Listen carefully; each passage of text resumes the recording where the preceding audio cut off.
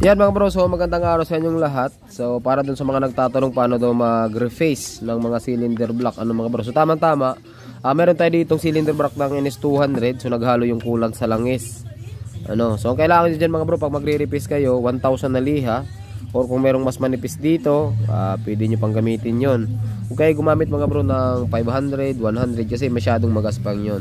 Tapos kailangan nyo yung salamin. Ang purpose ng salamin para pantay na pantay talaga yung paglalapatan natin. Okay? Tapos kailangan nyo ng sabon, kahit Joy. Ayan, lagyan nyo dyan. Ayan o, nirepace na natin ito mga bro. Ayan o. Yeah, pantay na pantay talaga. Ayan. Talagay nyo lang yan dyan. Talagyan nyo ng sabon. Laro-laruin nyo yun lang mga bro. Pero ang ano nito, ang daan dapat hindi siya ganito mga bro, ganyan. Hindi ganyan, sablayan. Dapat may motion kayo. Ang ginagawa ko 8, number 8. Ayan o.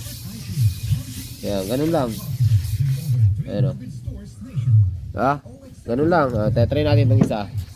Kasi kanina pa to eh. Try ito. Ito mga bro. Ayan.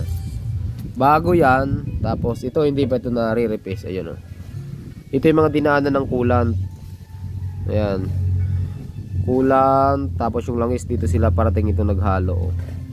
So nilinisan ko na kasi yan, pero hindi pa na-re-repace natin yan, hindi pa na isasalang. So subukan natin. Lagyan natin ang ano. Ibasan yung mga dumi-dumi.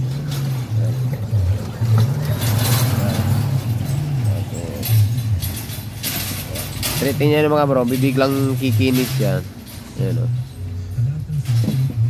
Ayan.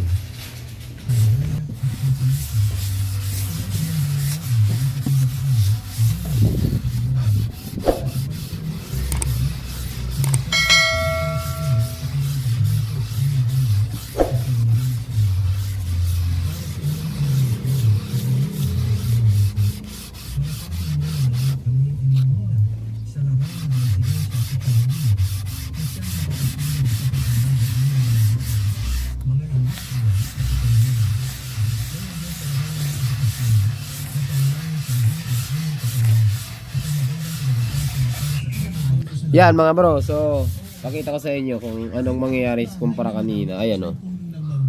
Yan. Diba? Kinis diba? Masilang kasi ito mga bro, NS200. Hindi pwede ng linis-linis lang. Hindi kagaya ng ibang motor na steel brush siya, ang linisan mo lang okay na. Okay, so ganun lang mga bro, konting tips lang tayo. So tsatsagay pa muna natin mamaya pa to. Pero ganun lang ang proseso mga bro. Tapos lagyan nyo ng ano, tubig na may sabon para mas madulas, para hindi masayang yung ano, hindi matakaw sa liha. Ito medyo okay na to eh. Ayun o. Ayun o. Diba? So linisan na lang natin to. Tapos pag dumating yung pyesa, baka may kabit na rin natin. Okay, so hanggang dito lang. Sharing is caring mga bro. This is RRJ TV Random Tutorial.